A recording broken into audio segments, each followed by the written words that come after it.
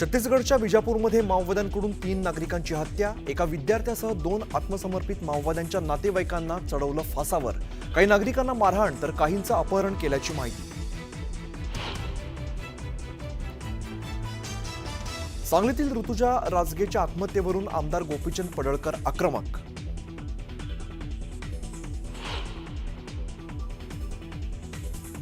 कोणाशी संबंध ठेवा पण भाजपाशी संबंध ठेवू नका, सत्तेसाठी भाजपाबरोबर जाणाऱ्यांची साथ नको, कार्यकर्ता मेळाव्यात शरद पवार यांचं मोठं वक्तव्य.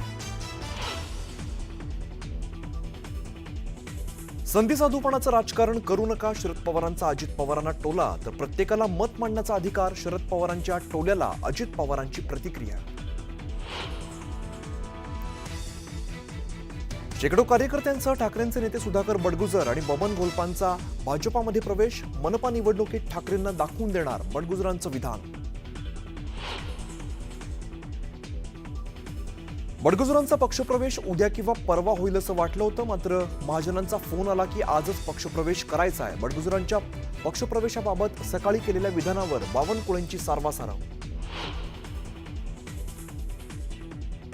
उपमुख्यमंत्री अजित पवारांकडून कुंडमळा इथल्या दुर्घटनाग्रस्त पुलाची पाहणी, तर दुर्घटनेत जखमी झालेल्यांचीही रुग्णालयात जाऊन केली विचारपूस.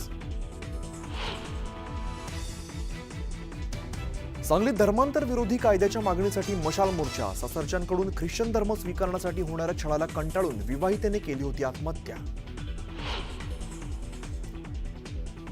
जळगावच्या रिंगण गावात 13 वर्षीय मुलाचा गळा चिरून शेतात फेकला, मुलाचा नरबळी दिल्याचा कुटुंबीय आणि ग्रामस्थांचा संशय, आरोपींना फाशी देण्याची मागणी.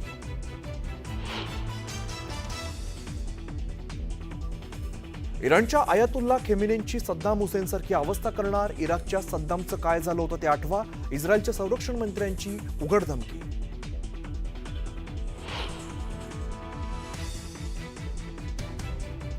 आणि इराणकडून इस्रायली गुप्तचर संस्था मोसादच्या इमारतीवरती क्षेपणास्त्र हल्ला, इस्रायलमध्ये मुंबईतील एका कंपनीचे 200 कर्मचारी अडकले.